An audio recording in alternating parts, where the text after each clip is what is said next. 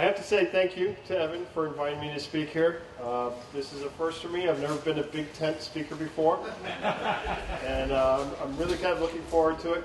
This is my first time at InfoAge, and I have to say I'm really very impressed. For those of you who are, have had any role out here, I know how hard it is to do vintage computers. We had a pretty big collection at this company I used to work for. And and that you do this on your own time without getting paid is just really, really amazing. And you should be very proud of yourselves. At least I'm very amazed at it myself. So, as Evan mentioned, this is something I suspect that's probably completely different for you. And I hope you enjoy the talk. I think it's a pretty fascinating talk. When Evan asked me last year to speak here, I was still an IBM employee. And I'm glad I'm able to follow through on this, but he was asking me if I had a topic to talk about, and at the time, if you recall, and it's still pretty much an issue today, we had that whole technology snafu around Obamacare, and I was sitting here thinking, I had this great IBM story from Social Security, which had a lot of parallels to Obamacare in the sense that it was social legislation that was going to impact millions of Americans for generations to come. And there was a little bit of a technology snafu there. So I went to IBM's media relations people and I said, hey guys, I got this great story. If we can get it out there, it can kind of maybe mitigate a lot of the criticism that the technologists are getting around this. Because yes, there's what technology project doesn't roll out with glitches and snafus? And but we have this example from our history that says it'll work out in the end, and once you get it working, it'll work fine for a very long time. And they just kind of looked at me and they said, "This isn't our contract. Why should we care?" Good point. But about that time, Evan called or contacted me and asked me if I had a topic. I said, "Yes, I do." So here goes. August 14th, 1935, President Franklin Delano Roosevelt signed into law the Social Security Act. This was a cornerstone of his New Deal program, and with a stroke of a pen, he set in motion that an effort that over the next 2 years would set a program in place that would change the lives of generations of Americans. It would also create what was the nation's media would trumpet as the world's largest accounting system project, creating and updating on a lifetime basis the wage records of 26 million Americans. But the story behind the development of the Social Security automated accounting system did not start in 1935 with the signing of the Social Security Act. It started more than a decade earlier in the 1920s, and it is an evolution of an increasingly sophisticated technology partnership between IBM and the federal government. And what I will talk to you today is how that evolution occurred, what were the key milestones along the way, and some of the impacts that were involved. One of the things that came out of this was that the federal government garnered a lot of experience and a lot of expertise in the field of punch cards that over the course of the time came to play a big role in the Social Security program. It also increased the government's familiarity with IBM personnel, with IBM machines, and with IBM service levels that also came into play to help make the Social Security a successful program. So, you said you guys could see this. To place the story in context, if you take a look at all these faces up here, how many of them are not smiling? Okay, so you can't see. Almost all of them are smiling. There's two that aren't. Or let's just run with that. There's two. Okay? This person right here is Representative Frank Crowther from New York, and he's not smiling because he's the only Republican in the picture. Does anybody recognize who she is? No? It's Secretary of Labor Frances Perkins. Does anybody know why she's not smiling? It's her job. She has to run it, and she has no fracking clue how to do this. It was a complete unknown to her, so she's not a happy camper at this point. Okay, so what we're going to talk about is how that evolutionary process, the laying of the foundation. We'll talk about how the deal came to be, how IBM came to be chosen as the vendor, the technology vendor for Social Security. We'll talk about Home Sweet Home, which is where the Social Security program, the actual execution of it ended up. And then we'll talk about some of the impacts that came out of this particular program. All right, this is an origin story. It started in 1920, and it started with the United States Department of Agriculture. In 1920, they were undergoing a field study. They were sending 20 people out in the field to collect data on cooperative livestock marketing organizations. That's not the important part. The important part is that there's 20 people going out collecting a lot of data. And one of the USDA employees, a guy named Elwood J. Way, was in the Bureau of Markets at the time, and he was trying to figure out a way to deal with all this data. And he remembered that at one point he had visited the Pillsbury Mill in Minneapolis, Minnesota, and he had seen an IBM installation there, punch card tabulating machines. And so he suggested that. Now, what happens to people who come up with an idea and they suggest it? They get stuck with it, right? Elwood found that out the hard way. So he stuck with this. He was not a punch card expert. He had no knowledge of it. But what he did is he underwent a brief training period, and he learned about punch card expertise, and he took to it pretty quickly. So before very long, he was designing his own punch cards. He was designing the processes. He really had a feel for it. And over time, his particular part of the Bureau of Markets kind of became the tabulating center for the United States Department of Agriculture. So he started picking up other tabulating projects. Some of them were smaller, one-time, one-off kind of things. Others were larger, more recurring jobs. And so what you have here is a nugget of growing expertise around punch cards within the federal government, and it started in 1920 with Elwood Way. Now, this nugget grew larger as the New Deal came on, and the government took on larger and larger tabulating projects. And there was a series of accounting projects, and we're going to talk about those right now. Each of them was a little bit bigger, a little bit more far-reaching than its predecessor. So, the first one I'm going to talk about is June 1933, the Agricultural Adjustment Administration's Cotton Control Contract. I'm just going to say that one time. After that, it's going to be AAA. Way was recruited from the Bureau of Markets and the USDA to organize and design a process for administrating the AAA's program. And what it was a program to give 1.6 million cotton farmers subsidy checks to help them get through the Depression and help them deal with the depressed prices in the cotton industry. There was a high degree of urgency to this. The farmers already had the contracts in hand, and the acceptances were expected to be coming very soon. And this was before anybody had even set up a procedure for handling any of this. So Way sat down with the AAA team, and as he engaged with them, he realized two things. The first one was that there was already a consensus among this team that they were going to use punch card systems. The second thing he learned was that he was the only one on the team that knew anything about punch cards. So everybody else was a lawyer, a statistician, or an economist. One of the people he met on this team was a guy named Harry P. Seidemann.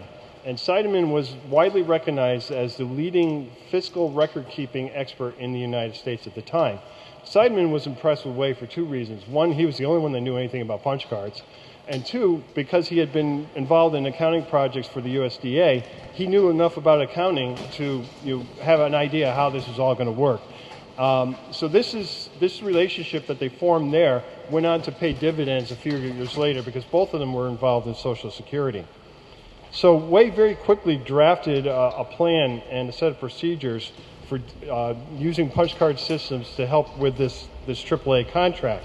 He was already familiar with the cotton pricing industry through his work in the United States Department of Agriculture, and his proposed plan was approved in 24 hours, which tells you two things. One, how urgent the situation was, and two, the fact that there was no backup plan. So there you go. His plan was to use 40 IBM punching machines, 10 tabulators, 10 sorters. He called it at the time the whole gamut of IBM.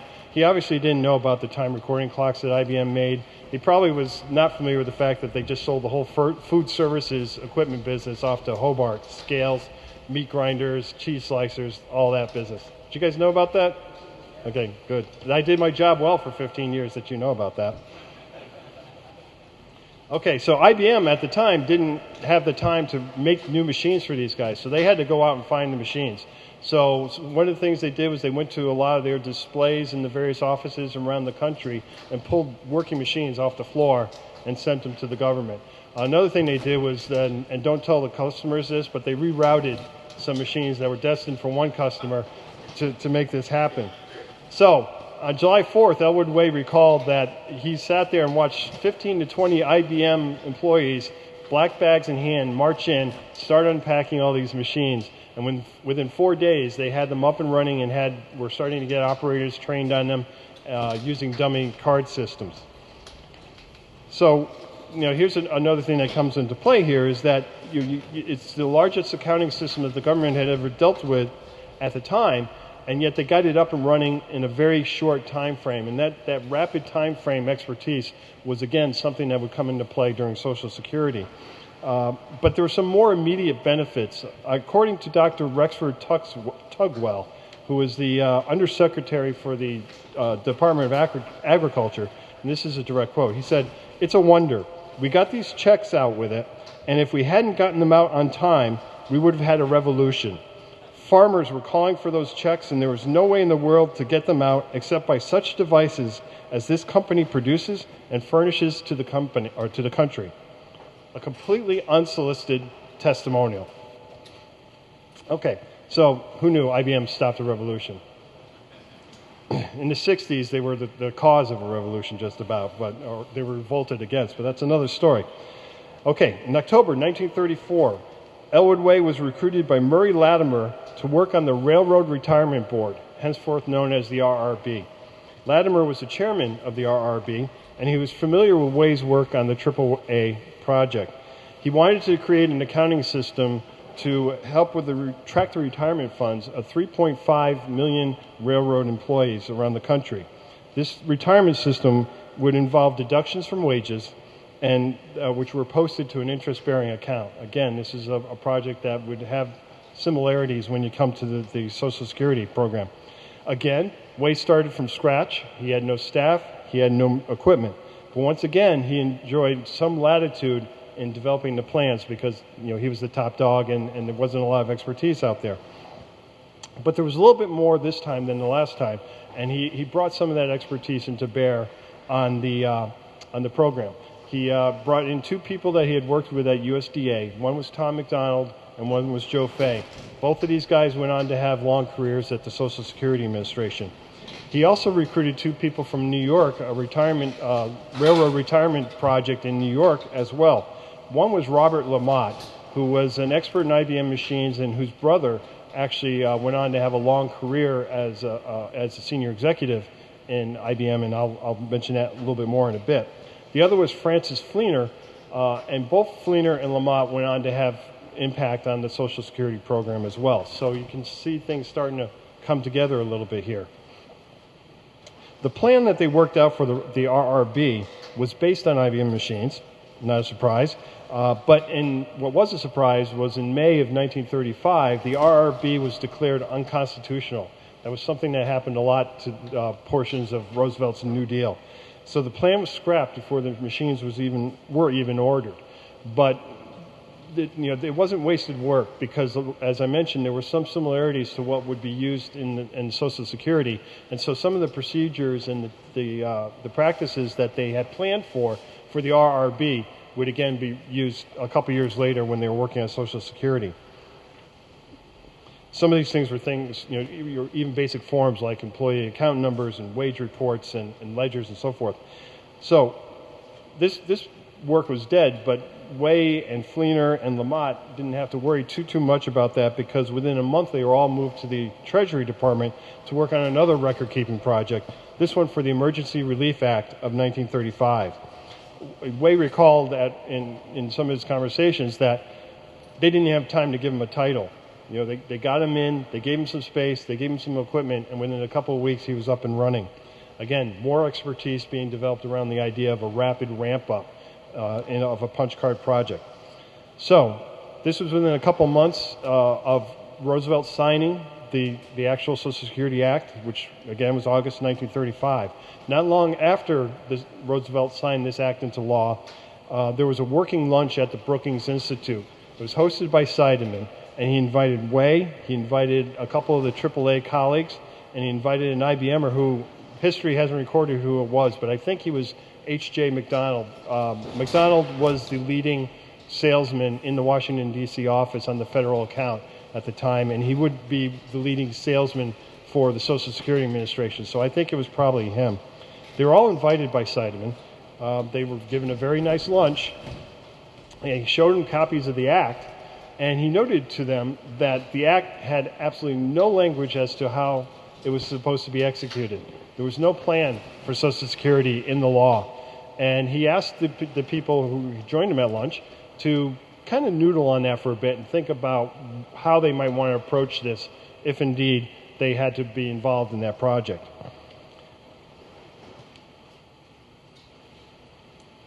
These are some of the posters for Social Security that came out. They're probably too small for you to see, but they're actually quite striking and really interesting examples of the graphics and the art ethos of the 1930s.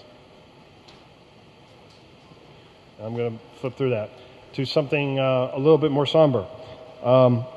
In September, Way and a couple other people were invited back for another lunch at Brookings, and there he met this individual. This is Governor John G. Wynant, and at one point he was going to become an ambassador to Great Britain. But in his near future, he was going to be the first director of the Social Security Board. A lot of people, and you probably noticed the resemblance yourselves, they mentioned at the time they looked like Abe Lincoln. Lanky figure, bushy eyebrows, big ears, and he talked really slow too. So he had a very good lunch with Way. He said at the end of the lunch that I look forward to meeting you soon. I look forward to seeing you constantly, which was rather cryptic. I guess it's the way people in the 30s talked. But Way took it to mean that he was being recruited for the Social Security project, even though it hadn't really been put into place yet. And he was right. Not long afterwards, he received a call from Arthur Altmeyer, who was the second assistant to Francis Perkins in the Department of Labor. And Altmeyer asked him to prepare a budget for the Social Security program. And Way took it a little slow. He didn't realize that Altmeyer was talking about having it done by the next weekend. So they butted heads a little bit, but eventually he got on board. This is still very informal. Way is not a member of the Social Security Department yet. But in November of 1935, he was appointed as special assistant to Francis Perkins, specifically to devote himself full-time to the Social Security program. He hadn't even met Perkins yet at that point in time. Eventually, Way would become the chief of the records division for Social Security. But at this point, he's working independently. Once again, he's had experience doing that. He's done it a couple times before. He's developing the budget, trying to come up with staffing figures, trying to come up with equipment needs at this point in time. But we're going into the winter of 1935 now, and there's a time. The New Deal is not something that's being universally accepted, and you may recognize the individual on the right. That's Senator Huey Long, the legendary Louisiana kingfisher. He engaged in a session-ending filibuster to close out and send the Senate on its winter recess. The impact of that filibuster was that the funding for Social Security was not approved. So they had leaders at the end of 1935. Wynant was in place, the board was in place, they were starting to put some staffing, but they didn't have any funding, and they didn't have a plan. The plan basically had to address a number of tasks. The first was developing and maintaining a complete lifetime record of all the wages paid America's workforce. Second, by January 1942, every qualified individual over the age of 65 would receive a monthly benefit. And this benefit would be based on the calculation of total wages earned from 1937 on. On January 1st, 1937, the law required that they would have created already files for the 26 million American workers and to tabulate on these files on a quarterly basis a percentage of the earnings of the workers that were in their accounts. So these are the three main tasks for the Social Security program as of January 1st, 1936. And there was a host of obstacles that they had to overcome in the year to come to make this program work. The first was that there was no process for identifying who these workers were or how they were going to collect this highly personal information about them. That was unclear at this point. The process for tabulating this data was equally unclear. The process for maintaining these funds and making payments to eligible workers was yet another unknown. There's no funding at this point that was either determined, they didn't know what they needed, nor was it even allocated. They didn't even know if they were going to be able to find enough trained record-keeping personnel to design and administrate the program. The constitutionality of Social Security was very much in doubt. And to top it all off, it was a highly politicized atmosphere. 1936 was a presidential election year. And you could probably understand that the prospect of reaching out to 26 million American voters and with forms designed to take more of their money away during a depression when times were really hard in the midst of a re-election campaign was probably not something that was going to go over very well. And I'm going to jump ahead of myself a little bit here, but it's no accident that the Social Security forms were not mailed out to people until after the November elections that year. Now, these were all significant obstacles, and any one of them could have undermined the program in its entirety. And it's probably not a surprise that the social insurance consultants that the government had hired to advise them on the program were all highly skeptical that the government could even pull this off. So, this is, again, the time frame is 1 year before we get to, what they're required to start the program by. It's January 1st, 1936. So, Madam Secretary is still not smiling. But progress started to happen once the Senate got back in session. They got their funding from Congress in February. In April, they had drafted a request for proposal that was initially targeted to 190 vendors, makers of business machines. And June 15th, they sent out a final request for proposal to 100 of these vendors. For Elwood Way, who was working with, used to working and having to turn these things around in a matter of weeks, this must have seemed like a luxury of time. It was something he probably wasn't used to. But the pace would pick up pretty soon. So over the course of the summer, and this is the original directors of the Social Security Board. This is at their first board meeting. That's Wynant in the middle. That's Altmeyer over here. And that's Vincent Miles, who I'll mention if I'm not running too long. They soon began receiving and reviewing these proposals. And in August, they created something known as the Equipment Committee to sit down with the vendors and assess the individual proposals. Seidenman was on this Equipment Committee, as were a host of what were known as the government's machine people. Elwood Way, of course, Joseph Fay, Fleener, McDonald was on, and a couple of others. I've listed some of the names up here, and I'll talk about the IBM personnel soon, but once they've identified these, I mentioned the 9 proposals, they thought these were the proposals out of the ones that they received that were complete enough to start with. And they scheduled the hearings with each of the companies, and the interviews started in August. IBM was the first company that was involved, the first company that was interviewed as part of this process, and I don't think that was a mistake, and I'll talk a little bit more about that in a minute. But for IBM's part, they were ready to go. IBM had been prepping for this for more than 2 years by this point. Even before the act was signed, IBM had been at work. I mentioned H.J. McDonald. He recalled in an interview that he did later in his life that Watson Sr. was extremely interested. Does everybody know who Tom Watson Sr. was? I'm sorry, I didn't want to assume anything. Anybody not know who he was? Okay, he was the iconic the CEO of IBM at the time. Sort of the founder, not technically the founder, but he was the CEO for 40 years. One of the first celebrity CEOs in the country. He was known as the $1,000 a day man because that's how much his salary was back in the 1930s. So he was doing very well for himself. Very much a forceful, iconic personality. The fact that he's personally interested in this proposal was a very significant thing for the people who were working on the proposal. Business Machines, which was also IBM's internal publication at the time, its primary publication, was hammering away all through 1936 at what a big opportunity the Social Security program was. And in fact, they reprinted a speech by Wynant and a speech by Seidemann in their entirety. These were not gripping speakers, and it's even worse when you read it. But nonetheless, they felt it was important enough to publish that. That's Watson Sr. on the left. That's Brinkley Smithers, who I'll mention in a bit. And then that's Red Lamont, Louis Lamont, who I mentioned earlier, but we'll get to in a little bit.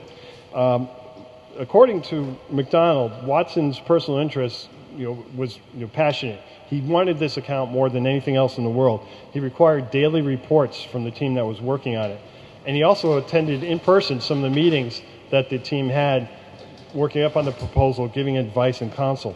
So they were ready to go when they walked into the Social Security boardroom on August 19th. If anybody's interested, it was 11 o'clock in the morning. It was Smithers, who's there, H.J. McDonald, and two members of the company's methods research staff, and they met with the equipment committee. Smithers was the son of one of IBM's largest shareholders. He was a rising star in the company. In his first full year as a salesman, he had made 187% of his quota, which was pretty amazing. He was a 100% club member, which was IBM's best salesman. He almost doubled what he needed to do to get in there. And he had a knack for recruiting completely new clients. 69% of his sales in 1934 were to people that had never used IBM before, including clients in two industries that had never used IBM before. So this guy was a salesman. He wasn't one of these golden children that they threw into an easy, sales sector and just, he made his money. Within a year of becoming a salesman, he was promoted to the assistant manager of the Washington, D.C. office. So his presence at this first meeting was a strategic move on IBM's part. He was a schmoozer. He was a veteran of the New York social scene. He had excellent interpersonal skills. He was an accomplished relationship builder. The fact that he didn't go to the second meeting that they had was no accident either, because he was a much better schmoozer than he was a punch card technician. He didn't know the details. So his job was to open the door and then let the technicians come and close it. As it turns out, this is a sidebar, the Social Security account was Smithers' swan song for IBM. They closed the account. You all know they got the account, but as a result of that, they offered him a new position. He was going to be the lead account person for the whole entire federal government account, and he declined it. And more than declining it, he retired at age 30. He literally went to pasture and went to live on a farm in Maryland. Few then knew that he had a serious drinking problem. He was, in fact, an alcoholic, which probably explained why he was such a good schmoozer. But it took him 20 years to become sober, and in 1954, he started a foundation and spent the last 30 years of his life and millions of his own dollars fighting alcoholism in America. So it's quite an interesting story. And the reason why this guy's picture is up here is he's the one that did take the federal account job. That's Red Lamont, and he went on to become a trusted advisor to both Watson Sr. and Watson Jr. and retired as senior vice president at IBM in the 1960s. So it's kind of an interesting little sidebar there. Well, I thought it was interesting. I hope you did too. All right. For its part, Social Security brought its heavy hitters to the table. Seidemann was there, Altemeyer, Latimer, and the machine people, Way, Fay, Fleener, Charles Beach, who also went on to play a significant role. These were the top executives and the leading punch card experts in the government at the time.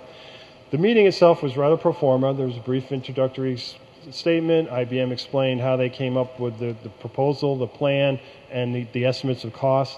The committee felt it was very, the IBM team answered all their questions adequately. They scheduled the second meeting to discuss more of the details. A week later, they met again. At the second meeting, the big focus was largely on reducing the costs. So at that point, IBM had come in with the idea of one shift and lots of machines, and the government came back, the equipment team came back and said, no, let's go multiple shifts and less machines to reduce the cost. Not surprisingly, even then, people were the cheapest component of the labor equation here. And I'm going to quote from the minutes from the meeting. On the whole, this was the most satisfactory meeting. there was a general agreement among all of us that the plan submitted by the IBM, not IBM anymore, with slight modifications, would answer all requirements of the records division from accounting, statistical, and actuarial standpoints. Still, the elephant in the room was that there was a key aspect to this proposal that was left undone. In order to fully complete the proposal, IBM actually had to invent a machine. So they were basing this proposal on this machine that didn't exist yet. So that's the elephant in the room. And as it turned out, and they knew it then, and we know it now, this machine was absolutely critical to the success of the program. So, as good as everything else looked, if this machine didn't get invented, Social Security wasn't going to work. Yes? Maybe you're going to touch on the state of the register. I'm a bit curious. Was there any other serious proposal on the table from another company and this hasn't been removed? Like Rand or Remington or something? Yes, I'm going to touch on that. I've got slides. I've got information. Yes. No, it's okay. It's okay. It's a brilliant question. Because that makes me look good for answering it a little bit later. Thank you. He was not paid. Okay. Well, one of the things that IBM was prepared to bring was the whole force of the IBM workforce to bear on this particular equation. This is the Endicott workforce, plant number 1 to IBM. For those, most people probably wouldn't know, but you guys do. There's very little left of plant number 1 nowadays, which you may also be aware of. But the buildings are all still there. All those buildings are still there. Okay. The contenders, the competitors, okay? After the IBM proposal, the committee had a much clearer idea of the scale and scope of what was going to be entailed in this Social Security project. And, and I'll talk about this in a little bit, but they used IBM to kind of set the bar for some of these other competitors. So one of the competitors was Felt and Tarrant, makers of the comptometer machine. If you guys have ever seen antique calculators, I'm sure you've seen a comptometer. Another one was the Burroughs Company, which went on to get involved in computers, and I'm not sure who their current iteration is now, but Unisys? Okay. Which happened to be more significant some years ago, less so now, right? Okay. The Monroe Calculating Machine Company, represented over there in the upper corner. These are some of the major competitors. There were 9, the Addressograph Company, which you guys may have heard of. They made tags, identification tags, and there's an interesting sidebar to that I'll get to in a second. The committee also pursued submissions from other vendors that they thought should be involved in some way, or at least should bid on. So the Underwood Elliott Fisher Company, which made typewriters and business equipment, was one of them. National Cash Register, NCR, was another. These were 2 companies that weren't particularly interested because they saw it as a tabulating project and didn't really bid on it. But the government went after them and said, no, you should submit a process anyways. Some of the proposals required a give and take. Particularly the Burroughs and Monroe proposals, the government pushed hard and said, your first submission is inadequate. Work on it. Come back to us. So they worked with a lot of vendors to try to make sure they had a decent pool of options to compare. Does that answer your? Yes. Again, not paid. Okay. So as they sat through and they went through all these interviews in the month of August and into September, they whittled it down from the 9 competitors to the 3. NCR and Underwood never really did give a very good effort there. The Addressograph one was an interesting one because they got caught up in the politics at the time. Their solution really wasn't a complete solution, but they got thrown out because they were envisioning a prospect of using the ID tags and giving them to every American worker. And the critics at the time called these dog tags, which in the World War II kind of became a cool thing, but not so much in the 1930s when Soviet Russia was such a looming presence, and they saw this as being the Sovietization of American society. So the Addressograph proposal was politically unfeasible. Whether it was going to work or not technically, it probably wasn't going to work technically either. So they were left with 3 main competitors. It was IBM, Burroughs, and Monroe.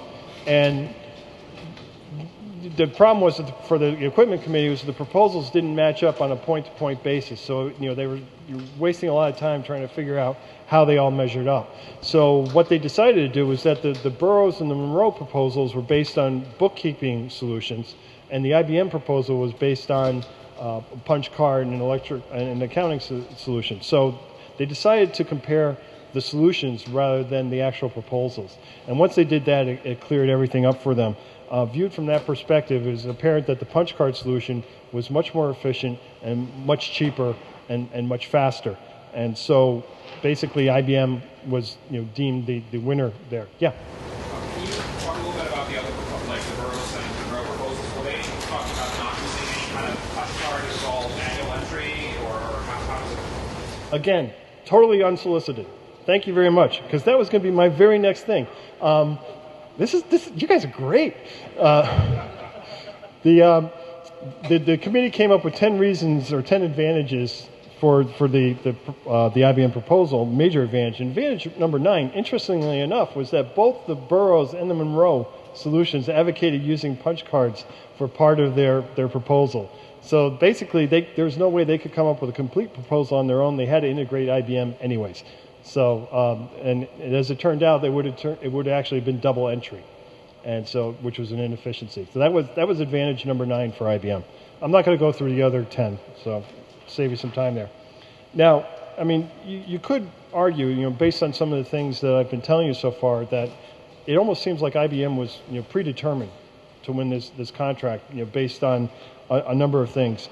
But the committee did work with these other vendors to try to strengthen their proposals and make them viable. Whether or not that was just a pro forma thing to meet government procurement contracts, something like that, it could have been, but the written record doesn't really speak to that.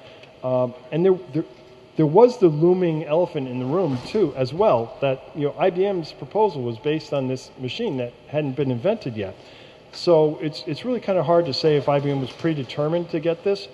But I think it's safe to conclude that this was IBM's contract to lose. And I think, again, I mentioned earlier that the fact that IBM was the first vendor vetted as part of this process was really, really significant and very revealing. The committee, yeah. Was there still, did Rand produce a full punch card solution as a competitor? Was there any other competitor who was a full end-to-end punch card solution? No, not at that point in time. IBM had acquired some of the patents of the Powers company, so they were the only ones that could go full end-to-end solution. And I'm not the historical expert on that, but that would be my sense. So the committee expected a strong proposal from IBM, and that was important for 2 reasons. One, because it would set the bar for the other proposals that they'd have to analyze, and 2, there were still people on this committee that really weren't familiar with what was entailed. So going through the IBM proposal would be a great way of ramping them up as to scale and scope and the issues associated with what this Social Security program was going to entail. And that actually served out or proved to be very accurate, because when these other vendors came in, the committee was much more critical of them. They were weaker proposals, true, but they could see those weaknesses because they went through the more complete IBM proposal first. So I think that there was a dual purpose there, and I think that's why I would conclude that it was IBM's contract to lose. So on September 16th, the committee issued a report recommending that IBM be awarded the contract, and the board, now with a much greater sense of urgency than they had in the spring when they were dallying around the RFP, accepted the report on the same day of the proposal. And Elwood Way, again, recollected that there was no real deep negotiation about the machines. There was a high degree of urgency. They needed to get the machines, and they needed to get going. So they were moving. They had a direction. They had a plan, but they didn't really know, or they knew where they had to go, but they didn't know where they were going to start their project, where their work was going to go from. So they had to find a home. And so this well, let me go back a little bit, step back a little bit. The initial thoughts around the installation of the Social Security program, where it was going to be housed, was going to be in Washington, D.C.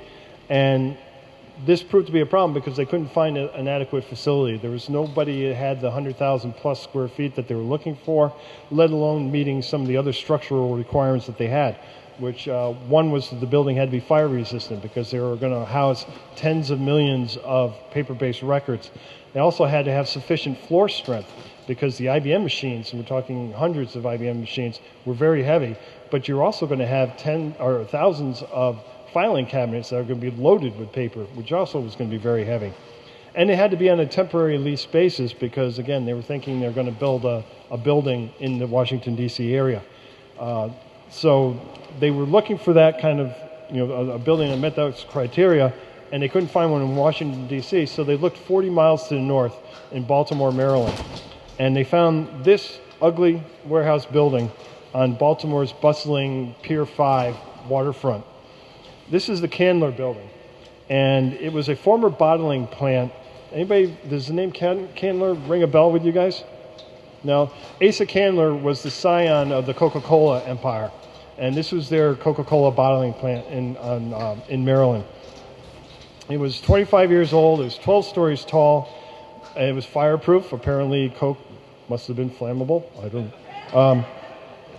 It had, but bottling machinery was very heavy, so it was built with reinforced concrete, and it had hard rock maple floors, and it had over 100,000 square feet of space that was available.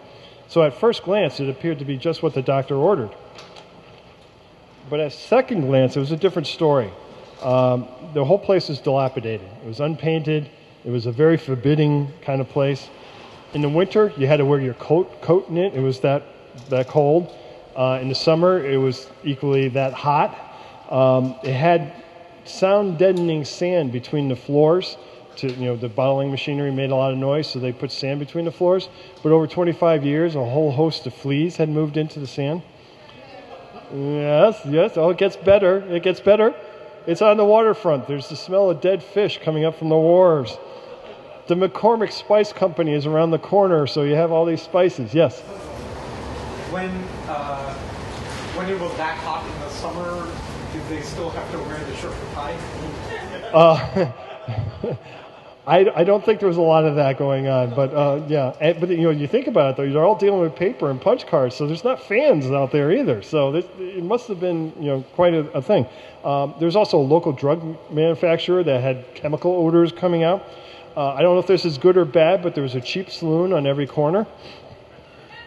Yeah, maybe a little both. Yeah, there you go. Something to get you going in the morning, right? Sorry, that's just me. Now, there's no cafeteria in this building, and there's restrooms for a much smaller workforce. And this being Maryland in the days before the civil rights, these were segregated restrooms. So it was not exactly the white-collar environment that the board had envisioned for its new highly educated workforce. But no other choices presented themselves, so the rental lease was signed. And on November 9th, 1936, now this is just like 2 months before the law requires that this program be up and running, the first contingent of employees start moving in. They moved up from Washington. And it must have been pretty eerie because there was only 18 of them and there was 120,000 square feet of space. But that eeriness evaporated very quickly, given the stream of employees that came in over the next 2 months. So the new workforce came in 2 waves. The first wave was about 1,200 employees, and they were in place by early December. And the second wave doubled that to about 2,500, and they were in place by early January. Now, this massive hiring program on such short time frames was made largely possible by the Depression, the high rates of unemployment. And there were 30,000 applicants for these 2,500 jobs, which is a whole nother process that you can imagine that I'm not going to talk to, but how you go through those resumes. There were PhDs of all kinds in that initial workforce. Everybody from a musical PhD to a physics PhD. Bachelor degrees were a dime a dozen. Now this is the 1930s, right? College degrees weren't as pervasive as they are today. And this had a lasting impact on the culture of Social Security. Highly educated workforce. They were highly motivated. They were just happy to have a job, and they brought this kind of semi-religious fervor, a moral commitment to their endeavor. This was something that they were doing for the social good of the country. Interestingly enough, almost a quarter of these original hires before April 1937 were still active in the Social Security organization 25 years later. And many of them held very prominent positions. So there was a real continuity there, and there was no first, second generation in those first 20 years. It was still first generation people, kind of setting the cultural tone, and that's pretty impressive. In early December, about the same time that all these employees were coming in, IBM was installing its equipment. They put in 284 alphabetical punches, 67 sorters, 37 alphabetical tabulators, and a host of peripherals. And then they immediately began partnering with Social Security to kind of develop the processes and procedures and the techniques for making this whole project come to bear that formed the very heart of Social Security. Now, as I mentioned, many of these projects or these processes and components were already in existence, and those that were relevant were lifted almost en masse and just adopted bodily and right away. But there was a lot of things that needed to be developed, especially for Social Security, and a lot of these were done on the fly. And this is reflective of the trust that existed between the Social Security people and the IBM people, because either party made these changes on the fly without really sitting down, having long discussions. They saw something that needed to be done, given the urgency of the situation. They just went ahead and did it. Sometimes it was just things like changes in the electrical circuits. Sometimes it was actually revamping the way the actual mechanics of the machine worked. But they didn't have the time to get down into a back and forth conversation. The Social Security people, the government, felt comfortable with IBM largely based on the several years of experience that they had with some of these projects that we had talked about a little bit earlier here. And so that trust really did a lot to help both make the program successful and make sure that it was up and running in a timely basis. And I've got, these are actually Social Security people in a post office in Minneapolis, or excuse me, St. Paul, Minnesota, typing Social Security ID cards here. And so, they're actually kind of getting underway here. Less than 2 or 3 weeks after the first employees arrived, they had the first account. In case you were interested, it was John David Sweeney Jr. He was 23 of New Rochelle, New York. Account number 05509, and I won't give you the last 4 digits. But it was created on December 1st, 1936, and there were 50,000 accounts created that day. So you would think that Madam Secretary would be smiling, but she wasn't, and for an obvious reason. They were supposed to have 26 million accounts created, required by law, on January 1st. They didn't make that milestone. So this is where some of the references to Obamacare and the online registrations come in. This isn't the first time that we've missed the deadline, right? But IBM's media relations people didn't care about that. Now, the reasons for missing this was, obviously you had the tight time frames, but there were some other things that kind of piled onto it.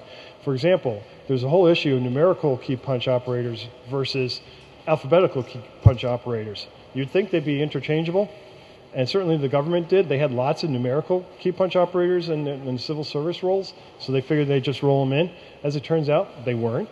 And so they had to hire typists and run them through a 6-week training program to make them alphabetical key punch operators, which was something that nobody really kind of expected. I'm sure if you asked Elwood Way, he probably said he knew that, but he was a pretty confident guy. There were some unrealistic management estimates of the work, right? Because the Social Security forms went out so late, and after the November elections, they were coming in late, and they came in rapidly because everybody knew they had to get them in. By early December, forms were coming in at 400,000 forms a day, and they actually had a high of 1.3 million on one day in December. And all these another factor is that all these new hires, they're not fully trained yet. Fully a third of the 2,200 that are on the roster by early January were still undergoing training. So there, and even once they were trained, for those of you who've worked in an assembly or kind of a manufacturing environment, you start a new job on a machine, you could be trained, but it takes you a while to ramp up your production on that particular machine. And that's exactly what happened here. By mid-January, these people were a lot faster than they were mid-December and early January. And they were still onboarding new hires throughout December. In fact, one day on December 7th, a day that will live in infamy for another reason, they brought on 940 new employees. And each employee had to go through like a 2 or 3 hour onboarding process, filling out forms. Personnel was completely overwhelmed. They had these employees lined all around the building, actually going out the door. And they didn't finish registering all these people until 5 a.m. the next morning. It must have been amazing. There's no bathroom facilities. There's no cafeteria. I don't know how they got through it. But obviously things were hugely chaotic in December of 1936. And just as the last indicator of what that chaos must have been like, they moved up 176 desks for people to work at from Washington. They only moved up 68 chairs.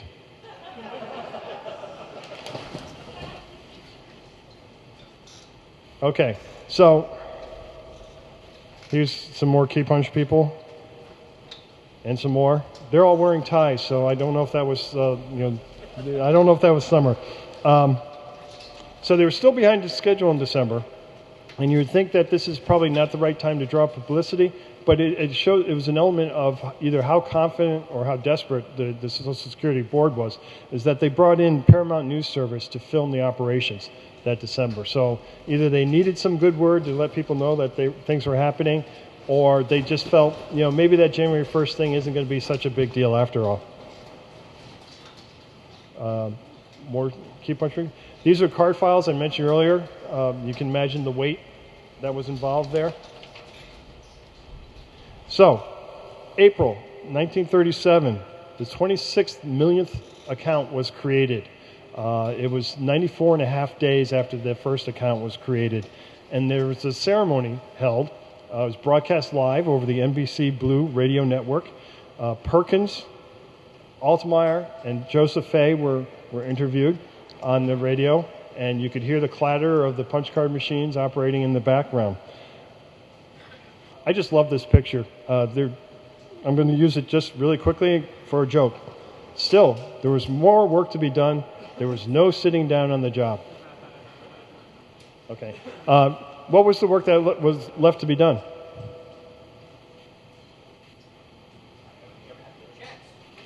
The checks? Well, no, there's still that elephant in the room, right? You forgot about that. In case you were interested, that was the CPU of the day. That was a alphabetical tabulating printer. That was the flagship product for IBM. And for some 20 years, too, really, into the 1950s. And last I knew, there was still a firm in Texas that was using one of these. Still. Once it works, why change? Huh? No, actually, I don't think IBM owned that machine anymore. I think we had deaccessioned it, and this firm picked it up. Okay, so what was left was this. This was the IBM 077 collator, and this was this was the machine that had to be invented. This was the machine that made Social Security possible. This is a machine that would, if it wasn't invented, we wouldn't have Social Security right now, or at least it wouldn't be a 80-year program like it is. I hope my math's right on that. This machine was very much a collaborative project between Social Security and IBM. IBM engineers from Endicott went down to Washington or to Baltimore to work with the Social Security people down there. Social Security people went up to Endicott, back and forth. They had been working on this for several months in 1936, and in June of 1937, the first of these machines rolled out and went to work down in Baltimore. It was a collaborative project, again, based on the comfort levels and the trust that both parties have with each other. Their arrival left a memorable impression with the highest levels of government. And to give you an idea of what that impression was, some 25 years later, Frances Perkins still vividly recollected in her presentation on the 25th anniversary of Social Security to an audience of Social Security employees, she still remembered to that day her feelings when she first heard that these machines were there and they were actually going to work. And I'll read a rather long quote for you, in which there is an audio for you. If you Google this, you can find it. The IBM hadn't invented the machines you all operate so easily.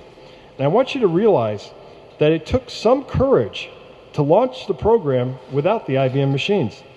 I would like to add that under any circumstances, I was always a bit nervous about it. And I remember the day that Arthur Altmaier, who was then the first Assistant Secretary of Labor, walked into my office and said, "You know, I think we found it."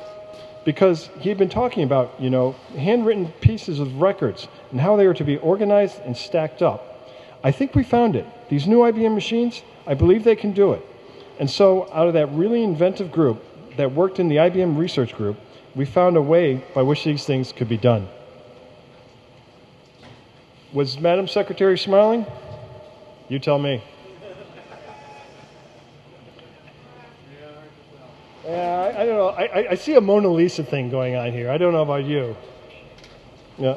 So, just to wrap up here, the partnership between the Social Security Board and IBM to construct this system of mechanical process for tens of millions of individual worker accounts. This was, again, the largest accounting project that had ever been seen at that point. Was a modern marvel, both to, not so much to IBM, but to the federal government. They were just amazed that this came together. And it came together fairly quickly when you think about it. I mean, there was some track record going on over the months, but it came together literally in the space of about 6 months. Once the collators were in place, the vague, ambiguous language of the Social Security Act of 1935 was completely operationalized. And this was obviously good for the federal government. It was good for, I'd like to think it was good for the citizens of America, but IBM derived immense benefits from this as well. For example, today, IBM still considers this contract a major historical milestone for the company. It not only was the world's largest accounting project, but it also provided a much-needed cash flow during the Depression. Those of you familiar with IBM know that Watson Sr. was not cutting back at the time. He was continuing to build machines, continuing to keep full employment. So the coffers were getting a little thin by 1937. And not only did the cash flow come from the government itself, but it also came from new business as well, because now there were record-keeping requirements that the government was placing on employers all over the country. And so within 6 months, IBM had 20,000 new prospects for business that were tied to Social Security, but were not a part of the government. As a result, revenues were up 48% in 1937 over 1935 levels. 2 years later, in 1939, the revenues were 81% higher than they had been in 1935. Equally important was the credibility that IBM gained with the government at this point in time as a trusted technology partner. Why was that important in 1937, 1938? World War II. What? World War II, right? You're about to see the ramping up of the largest growth in federal government administration in history. And IBM is right there to help them manage it. There are the historians who claim that World War II was a logistic war, and that it was won by the nations that had the best logistics. IBM was in the middle of all those logistical activities for the U.S. government. Yes. So there's like a 30-something% increase and an 80% increase. That means like at least half of all the business IBM was doing in 1939 was with the government, right? Well, certainly in revenues. Well, no, again, tying to the other 20,000 prospects that were tied to the Social Security program. Yes, Social Security related, yes, yeah. So, the timing couldn't have been better. They didn't know at the time, but on the eve of World War II, this really put IBM in a good position to become a trusted partner, and that continued to build through World War II. And then you get into the emergence of the computer era and the post-war era, the Cold War, the space program, and right up into things like Medicare and Medicaid. And for Social Security's perspective, they continue to use IBM. Machinery was a pilot location for a lot of IBM computers in the 50s and the 60s. IBM would bring prospective clients down to their Social Security installations, show them how things worked. It was an ongoing partnership, but that's a story for another day. Thank you very much.